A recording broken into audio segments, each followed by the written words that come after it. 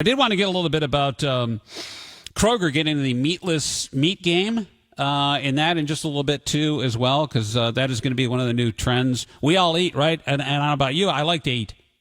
And you think, oh, maybe I'm getting something there with meatless products that I'm not getting elsewhere, and maybe I'm saving myself a few calories, and maybe it's better for me, and, well, then again, maybe not. So you got Impossible Whopper, which I tried. I'm willing to try anything once. I had Impossible Whopper. I thought, that's pretty good. Tastes good. It's delicious. I've had meatless products before. It tasted like the bottom of my shoe. On the other hand, this one tasted good. And I have no problem with eating clean, vegetarian, vegan food, stuff like that. As long as it's got to taste good. There's some, I got a really good Chinese Szechuan place near me where I live in Mason. And they have some tofu dishes that are fantastic. I'll try that. I might not like the texture. I was like, okay, that's not for me, but this one is. If it tastes good, perfect. So the Impossible Whopper is pretty good. I haven't had the McDonald's Corn Burger yet. Beyond Meats has products out, too. And now Kroger is entering the fray. As you know, Simple Truth has been an absolute game changer for them. It's, I believe, one of their best performing sectors, if not the best performing sector for the Kroger company, Cincinnati. And so Simple Truth is the organic, healthy kind of stuff. They're doing something called Simple Truth Emerge, and it's a pea-based meatless burger patty. And you'll be able to get the patties and different grinds and stuff like that, too. They want to roll out another 50 plant-based food products along this line in the next year of 2020, which is, for Kroger, a great thing, too, because I'm assuming that these are going to be, the price point of these is going to be much lower than the proprietary Impossible, Beyond Meat, and Corn brands, something you can actually afford. But the question, of course, is, all right, I'm eating pea proteins. Which I've had for the last couple of years, actually, of all the places that did it. Our friends at Gold Star Chili and Chili Rick brought some in. I tried it, and I wound up getting that for, we'd bring food in on Tuesdays. I had it's a vegan chili is what it is, but he said, you can't tell anybody, it's pea-based protein, and because people hear that and they get all, ugh. But that's what all this stuff is. It's pea protein. And in a lot of cases, you try it and you go, wow, this is absolutely fantastic. So you got these meat-free burgers, and the question, though, is how good are they for me? Because obviously in order to get a plant to taste good, and for that matter, beef, right? If you've ever had a steak or a burger that no one has salted or put pepper on, it doesn't taste all that good. It's like, ugh, you got to have some salt on the burger. However, if you're doing something with plants, you got to put a hell of a lot of salt on it to make it taste good, which, of course, would be the question. Dr. Omar Durani is a family medicine practitioner who joins me on the AcuteHearingCenters.com hotline to talk about it. Dr. Durani, good morning. How are you, sir? Hi, good morning. Appreciate coming on the show. So the meat, I mentioned Kroger, meat-free burgers, and not to impugn Kroger or McDonald's or imply, it's always good to have options, but kind of like any diet craze that comes out, we think for example, when the low-fat diet craze came out, right? We thought, oh my God, I can eat as much of these low-fat snacks as I want, low-fat cookies and the like. Well, they're making up for that fat with something else. In that case, it was sugar. So the same can be said for products like this, correct? Exactly right.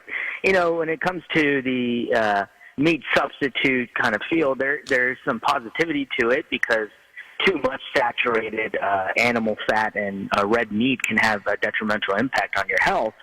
But the problem is some of these meat substitutes have a lot of sodium and other components to create that taste that it takes away from the health factor. So really it comes back down to having moderation in your diet and having an incorporation of the appropriate amounts of foods to make it healthy. Mm-hmm. So you could have 10 Impossible Burgers, and that's going to be absolutely an unhealthy diet. Yeah. Yeah, as I remember, any diet craze that comes out, okay, we're going to do low fat, or we're going to do low carb, or we're going to do gluten-free.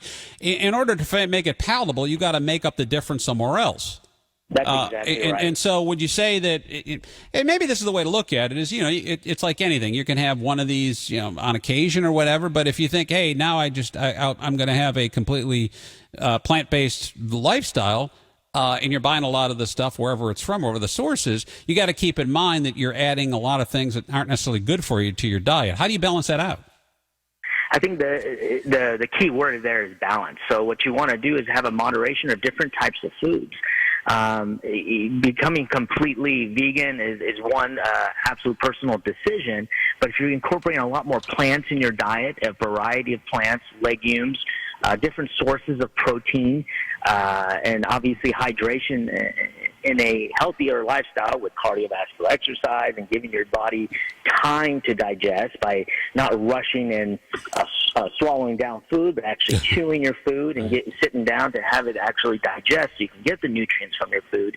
It's a holistic approach you have to take. It's a perspective change in your health. So none of these fad diets or supplementations or a type of meat is going to change who you are. It's really going to be your philosophy on how you want to approach food. And I think that's the bigger picture here. As an aside here, did I misunderstand you, Dr. Durani? Did you say, okay, sit down, have a meal, chew your food, swallow?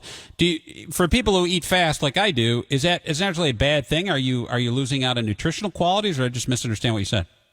Yeah, so there's two different ways you can take that. One is, just some of the food that we have, these protein bars and some of these meal replacement bars that are just quickly swallowed down.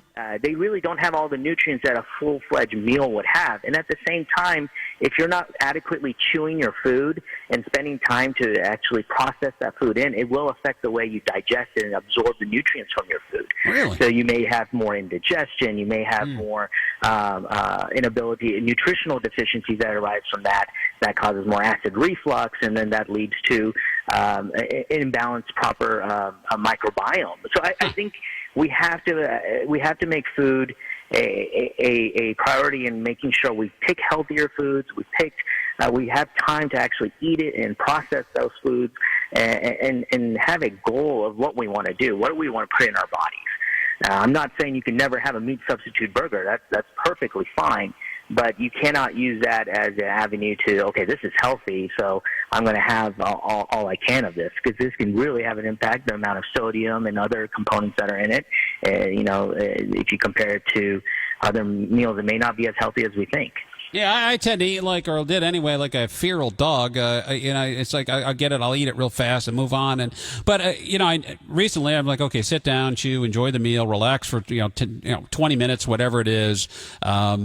Chew it, enjoy, and because I think what winds up happening is as you get older, your metabolism slows, but also the obesity issue, which is, I like food, I like to eat, I've fought weight my entire life. I know, and I'm not alone there, and I keeping my weight in check, obviously, but, I noticed that the faster you eat, the more you tend to overeat, especially if you're hungry. So if you slow down, it gives your body a chance to, find out that you're actually satisfied. No doubt about it. As you chew your food and you take your time to process that food and swallow it, and your brain will get a signal that the stomach is full of sustenance, and so you get the trigger that you're full. But what happens when you scarf down food, don't really chew, and spend the time, you could throw down 3,000 calories without realizing you're full, because your brain hasn't had the time to get the signal that, hey, it's eaten and it's full. And that's what happens, and it does not help with obesity. So if you chew your food, take your time, you may not even finish the entire meal because your brain's gotten that trigger, hey, listen, I'm full, I don't need anymore. And I think that's something, too, that we have to pay attention to that. As a society, everything is fast, on the go.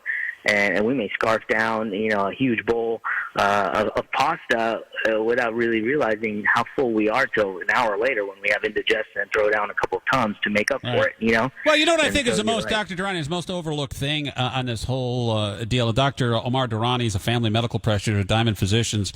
We're talking about Kroger adding Simple Truth Emerge plant-based meat. So when you go to Kroger now, you're going to see essentially the Impossible meal, Impossible Whopper, Beyond Meat, corn, and these are the plant-based pea proteins that are used in the stuff. I mean, it tastes really, really good. I have the Impossible Whopper, and it's pretty good. But I bring this back around, and I've contended this for a long time. We've often, physicians like yourself, practitioners and clinicians, have studied the issue of obesity and why are we getting bigger and fatter as Americans, and we don't move as much, we're sedentary, we don't move as much as our ancestors did. And to me, the one, and food is cheap and plentiful. I think the biggest factor is this, we're built to move, obviously. We don't have to as much as we do anymore because machines and AI a lot. But the biggest factor is food is freaking delicious, man. I mean, if you look, go back to when people were all thin in the 1930s. There's a depression thing, but even the 40s and 1950s, right? If you look at what they ate, That stuff looks horrible. Look at every year Halloween candy. Look at all the great Halloween candy that's handed out across America, right? You got Reese's Pieces, you've got Reese's, you've got Snickers, you've got Mars, you got Milky Way, you've got Three Musketeers and Snickers. And I can go on and on. Those are the A-tier candies, right? I'm not even going to get into the crappy candy yet, but if you go back to the same era, the 1940s, you'd get a sugar cube, an orange, and like a piece of licorice. That's horrible. You wouldn't want to eat more than a couple pieces of that, but because food is freaking delicious, man. I mean, if you look, go back to when people were all thin in the 1930s. I know there's a depression thing, but even the 40s and 1950s, right? If you look at what they ate,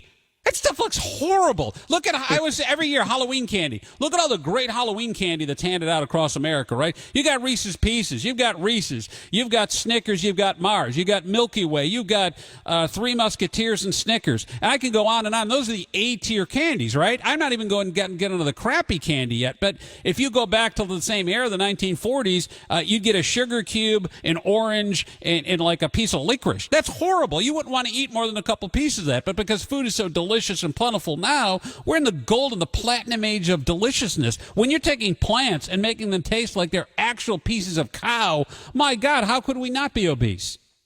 So true. It's so true. These multi-billion-dollar conglomerate companies spend millions of dollars on R&D research. They have gustatory scientists thank God. to create the amount of oil, salt, fat that we can enjoy, and it becomes almost addictive. Right, and then food is easily available. You click a button on your phone and you get delivered right to your door within minutes. It's the best. And then we're going to sit on our chairs all day, barely get up to go walk to the fridge maybe, and come back, and then you we don't wonder even have why to. They'll bring overweight. it to you. At some point, they're going to just walk in your door and they're just going to jam a river reed in your ass and just fill you with nutrients. It's going to be the greatest thing ever. I don't have to. I'll just sit there like Jabba the Hutt.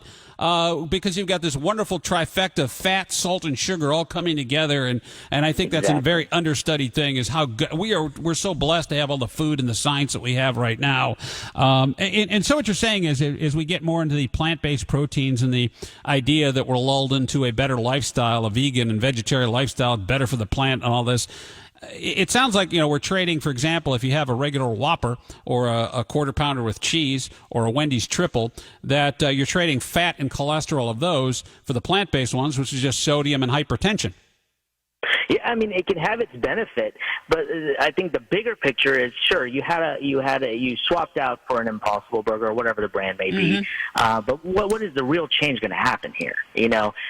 Swapping that one thing out is not going to change the obesity that's there. I think the bigger picture needs to be, what is your perception of food and sustenance? What is the goal? And if we have a targeted goal of how we're going to eat or what we're going to eat, I think that will make a big difference. And I think that's the bigger discussion we need to have here. And as you said, we're blessed here in this nation to have all the luxuries we have with the food and the ability to get it. And at the same point, we also have those luxuries to go the other way and create a healthy diet for our families and us. Where's the fun in that, though? There's no fun there. There's no fun. What's the hell? That's hard work. What's wrong with you? Exactly. Dr. Omar Durani, I always appreciate you being our medical consultant here on the show. Thanks again. Of course. All right, with diamondphysicians.com.